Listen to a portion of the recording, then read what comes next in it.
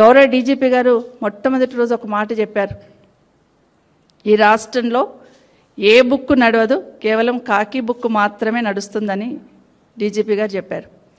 మరి ఈరోజు ఈ ఎపిసోడ్ అంతా చూస్తూ ఉంటే మరి ఈరోజు ఏం జరిగింది? ఎందుకంటే సోషల్ మీడియాలో ఒక చిన్న పోస్ట్ పెడితేనే లేదా రీట్వీట్ చేస్తేనే ఇమీడియట్గా అరెస్టులు చేస్తున్నారు, కేసులు పెడుతున్నారు కదా బీఆర్ఎస్ పార్టీ తరఫున ఉన్న వాళ్ళకి. మరి నగరం నడి బొడ్డున సీఎం నివాసానికి దగ్గరలో ఈ గన్ కల్చరు సెటిల్మెంట్ దందాలు నడుస్తుందంటే మరి డీజీపీ గారు స్పందించాలి కదా.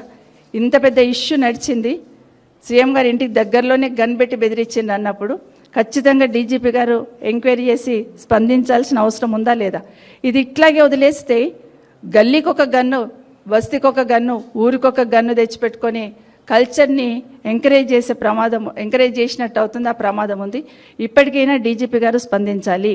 ఎందుకంటే నేను అడిగినాయని, ఒక మంత్రి గారి ఇంట్లో ఒక నిందితుడిని పెడితే ఖచ్చితంగా యాక్షన్ ఉంటుందా లేదా?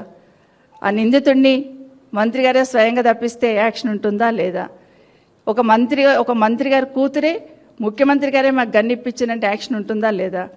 ఒక కాంగ్రెస్ నేతనే కూర్చొని సెటిల్మెంట్ చేస్తున్నాడు, గన్ టేబుల్ మీద పెట్టాడు, మా ఓఎస్డీ కాదు అతనే బెదిరించాడని స్వయంగా మంత్రి గారి కూతురే స్టేట్మెంట్ ఇస్తున్నప్పుడు దాని మీద ఎంక్వైరీ ఉంటుందా లేదా?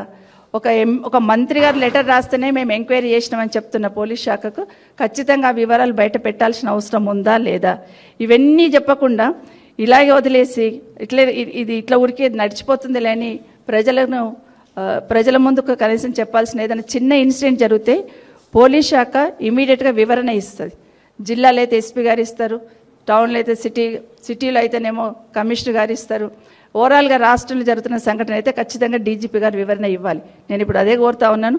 సామాన్యులకు ఒక న్యాయం, లేకపోతే అధికారంలో ఉన్న వాళ్ళకు ఒక న్యాయమా, కాంగ్రెస్ వాళ్ళకు ఒక న్యాయమా?